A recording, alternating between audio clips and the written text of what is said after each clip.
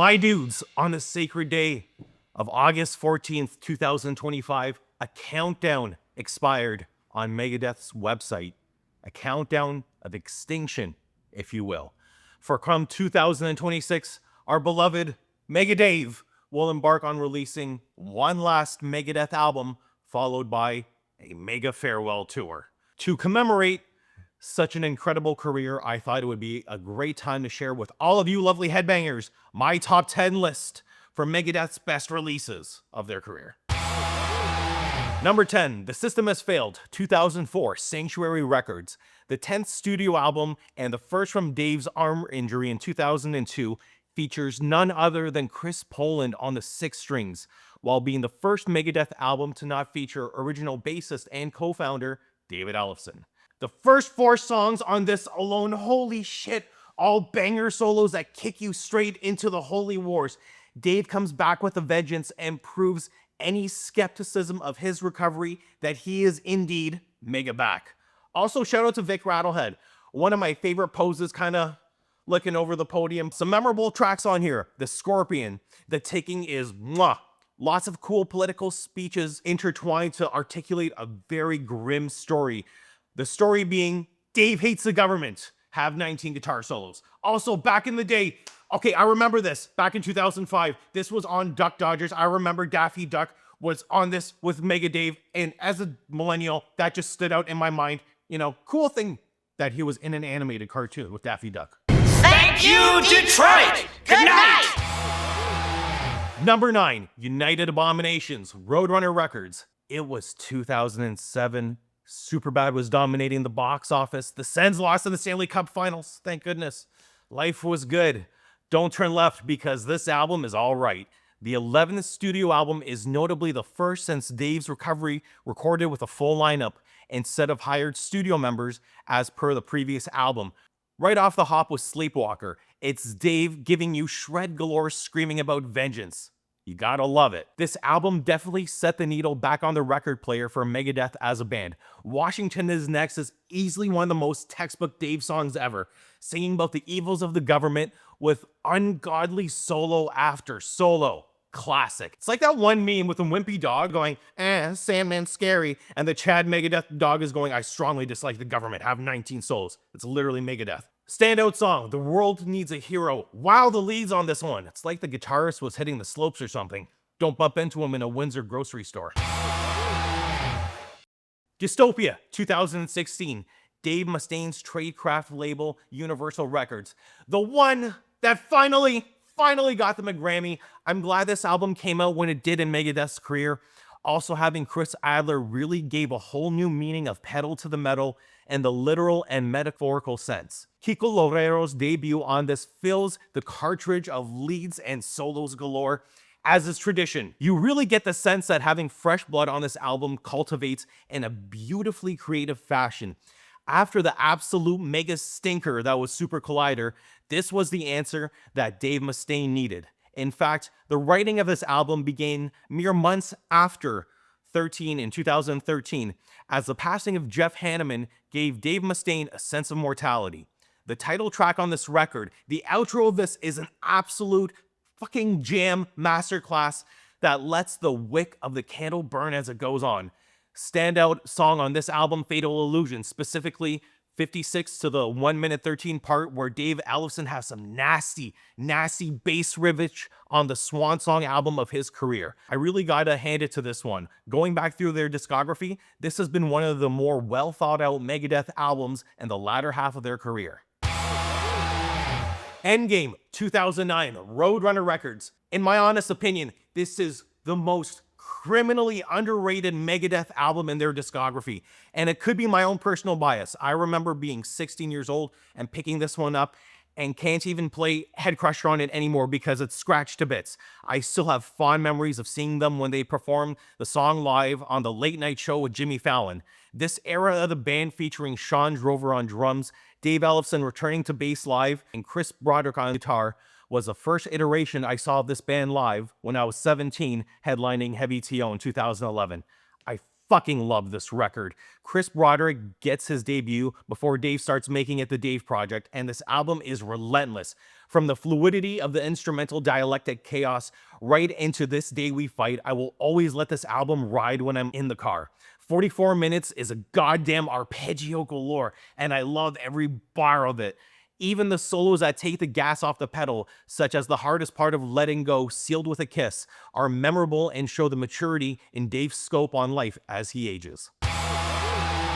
Youthanasia, 1994, Capitol Records. Okay, right off the bat, no Vic Rattlehead on the front cover, but it's okay, he's on the back cover. While Marty Friedman is one of my favorite guitarists to exist in the thrash realm, I don't think he quite flourishes as much as he did on Rust in Peace or Countdown to Extinction. While the album follows the same vein of Countdown's focus on a more groove-oriented song structure, it's definitely a more dialed-back version of the aforementioned. This is the beginning of Megadeth's competition with what I've got to say, coming out of the 90s, is the absolute worst part.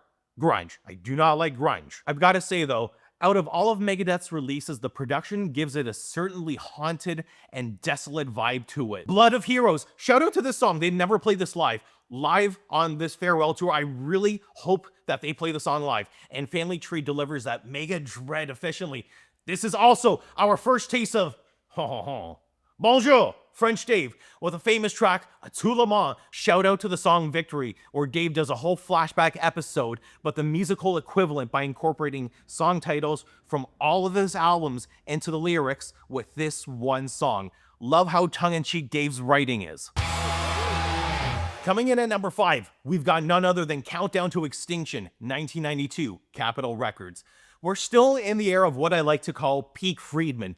Every solo he touches is a palette of emotions, vibrance, and falls on the canvas of the listener's eardrums. I absolutely love this dude. Here's a picture of me and him in 2015. This record truly is Megadeth getting honed in on song hooks the most. From Skin of the Teeth's ability to lean on and off the gas pedal, bleeding into symphony, this record is mega grooves galore. Did I mention Marty Friedman? The solo and Architect of Aggression fucking rips. I love this era of the band. Oh, and the oh so infamous Hello Me, the bass intro and the title track shows off Ellefson showcasing some of his finest skills of keeping the groove in the pocket. Dave and Marty's dueling solos and high-speed dirt, classic. Everything about this era of this band is absolutely sick. Number 4, So Far, So Good, So What? 1988, Capitol Records. The one where Dave fires literally everyone. Chris Poland and Gar Samuelson, see you later. Fired post Peace Cells tour for disruptive behavior. Mega lame. The fucking dude mixing and mastering Paul Laney because Dave woke up and saw him feeding an apple to a deer while in his underwear, promptly went back to LA and fired his ass. One of the biggest musical flexes is opening with an instrumental that actually rips. This album bludgeons the listener off with a blistering 3-minute and 29 absolute mega ripper of a solo to set you up for the absolute grandstand of an album. Something I really admire about Dave is his ability to use other audio to set the tone for the record. Set the World Afire does this so eloquently, and I love it. It's also a song about nuclear holocaust, which objectively is thrash. Dave even wrote a song about Sweet Mary Jane. What's not to love? Best cover of Anarchy in the UK too. I love it when metal bands pay homage to their punk roots. Full Throttle, gonna rip some ass. One of the funniest bars from Dave in the song 502. Time to kiss your ass goodbye. The end has just begun. It's time for the top 3. Let's go! Number 3, Peace Sells, but who's buying? 1986, Capitol Records. Ed Repka artwork runs your show, my dudes. Easily the most iconic version of Vic Rattlehead, holding the for sale sign in front of the United Nations with jets in the flight overhead. Absolute classic. Nothing, and I mean nothing, hit harder than the last time when I saw Megadeth in Windsor, Ontario back in 2023, and they played Wake Up Dead. The fucking breakdown after, oh, I wonder, will she ever find about the other lover? Diana, dun, dun, dun, dun, dun, dun, dun, dun, dun. Classic. I love that. The Conjuring. There's something certainly to be said about 80s era Megadeth and his fascination with the occult because damn, they make for some absolute classics. The bass on the title track, one of the first licks I learned when I picked up the bass. Devil's Island, the telling of a prisoner awaiting his execution, followed by Good Morning Black Friday that encapsulated the thoughts of a homicidal man. Everything about this record, from Dave's disdain to the political system to satanic black magic and violence, is objectively thrash. As memorable of an album as it is, it does mark the stark end of Gar Samuelson and Chris Poland's time in the band. Now, on to number 2. Killing is my business, and business, you guess it, it's good. 1985, Combat Records. The genesis of it all. Dave wakes up in the back of a trailer, gets kicked out of Metallica, comes across California Senator Alan Cranston pamphlet that read, "The arsenal of Megadeth can't be rid no matter what the peace treaties come to," on the bus ride home to LA. You know the story. And just like thrash, this band is born out of next level pissed offitude that sent this band ablaze 40 years ago. Is the artwork mega cheesy? Yes, but it looks fucking cool and odd enough that you kind of want to pick it up at the record store. Even the original artwork, the spikier one, it's pointed with skulls. That's objectively thrash, and guess what, dude? I'm about it. Megadeth were given $8,000 by Combat Records to produce and record, and infamously spent more than half of it on drugs and alcohol. This album envelops recklessness, violence, the occult from the rage-filled ribcage of Dave Mustaine. It's fucking punishing, and his first vocal delivery isn't even a bar, it's just a shriek like the bat out of hell that he was. And let it be known, Dave wrote 'em all. This album quite literally is the bigger bully of Kill 'Em All, and every mega orifice, every pound of flesh, the mechanics are harder hitting, the thrashier elder brother that was swept from under Dave's feet. This is Quentin Tarantino level revenge music. The Skull Beneath the Skin, another masterclass of thrash instrumental eloquence before it rips into Dave's graveled vocals. As well with all of Megadeth's discography, there's a certain rock and roll element with it, but this is at the forefront of rock and roll with tracks like Rattlehead about slashing and thrashing to Megadeth. Dave and Junior's bass, Chris Poland on guitar, and Gar Samuelson on drums. This, some will argue, is the apex of Dave's merry men amongst this band. And that's where you're wrong, because guess what's number 1? Number 1! There is none other. It's Rest in Peace. Are you kidding me? Look at it. Look at it. You know that one Drake and Josh meme? I love this album more than myself. This is it. This is it. Look. Look at Vic Rattlehead. He's thrashing, he's menacing.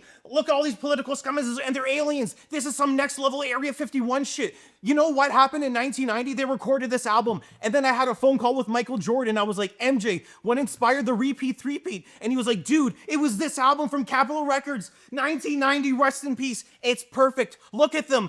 It's got the biohazard symbols. It's thrash. It's beautiful. Look, it's everywhere. They even put all the little like chemical barrels in it. If you look at the Holy Wars, oh my God, it's my favorite Megadeth song of all time. And the music video for it is perfect. They're not wearing shirts. They have the highest of tops, the tightest of jeans, the tightest of bullet belts, the best solos. Marty Friedman, are you kidding me? He comes out of Egypt with a clean part after the chorus of Holy Wars and the guitar solo. It goes to infinity and beyond. It's so cool. It's the illest. It's the coolest. Dave Ellefson has the mightiest fucking grooves on this. I love this album. It's perfect. It's my number 1. I wanted to share this quote from Mustaine, a heavy metal memoir 2010. Mustaine later recalled, after getting fired from Metallica, all I remember is that I wanted blood. Theirs. I wanted to be faster and heavier than them. This quote couldn't be a more perfect thesis for this band. Despite the turmoil, lineup changes, health struggles, nothing, and I mean nothing, not neck surgery, not cancer, not 17 trips to rehab, stop Dave Mustaine from staying true. I will argue any day of the week, Megadeth's discography pummels Metallica's by comparison. In the modest opinion of this reviewer, Dave has had the last laugh. Congrats to the Metallica boys on becoming squillionaires, but Dave never cut his hair and started wearing eyeliner. For that, he will be on the Mount Thrashmore as one of the forefathers of my favorite genre of music of all time. I don't know if Megadeth will ever see this, but from the bottom of my heart, thank you, and happy retirement. You've had a mega career. You've been great. I've been Chris. He's been Dave. They've been Megadeth. signing off. Megadeth album I hated the most, Super Collider. It's absolutely